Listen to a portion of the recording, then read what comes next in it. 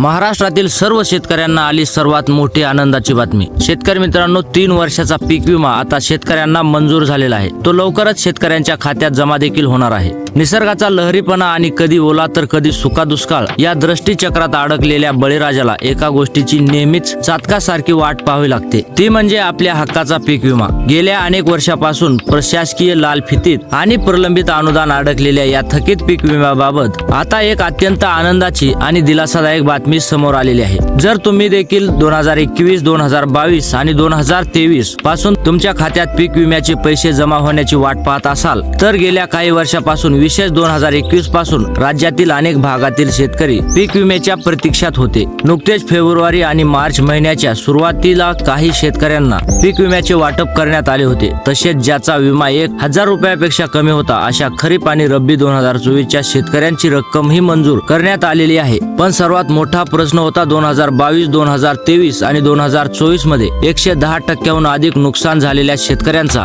उदाहरणार्थ सोलापूर जिल्ह्यातील पंतप्रधान पीक विमा योजनेच्या पोर्टलवर 73,000 रुपयासारखी मोठी रक्कम मंजूर दिसत होती। पण नव्या शासन निर्णयानुसार कप अँड कॅप 80-110 मॉडेल अंतर्गत ज्यांचे 110% जास्त नुकसान झाले होते त्यांच्यासाठी शासनाने तिजोरी उघडली आहे। खरीप आणि रब्बी हंगाम 2022 या हंगामातील भारतीय कृषी विमा कंपनीला तब्बल 18,000 कोटी 58,89,000 रुपयाची निधी वितरित करण्यात राज्य शासनाने मंजुरी दिली आहे। आता पाहूयात पुढील प्रतीक्षा कशाची, अजून काय येणे बाकी आहे। हा निर्णय मोठा असला तरी अजून काही जिल्ह्याचे अनुदान मिळणे बाकी आहे। उदाहरणार्थ 2024 चे पूरक अनुदान नांदेड, यवतमाळ, हिंगोली आणि परभणी या जिल्ह्याचे पीक विमा वाटप अनुदान अवलंबून आहे। 2022 चे अनुदान सोलापूर जिल्ह्याचे 2023 चे थकीत पूरक अनुदान अद्याप मिळालेलेच नाही। थकीत पूरक अनुदान अद्याप मिळायचे आहे। या जिल्ह्यासाठी लवकरच नवीन अपडेट येण्याची शक्यता आहे। तसेच आगामी खरीप हंगाम 2025 संदर्भात केंद्रीय आणि राज्य कृषी मंत्र्यांच्या पातळीवर महत्त्वपूर्ण बैठका सुरू आहेत। जुना पीक विमा जिल्ह्यासाठी लवकरच नवीन अपडेट येण्याची शक्यता आहे।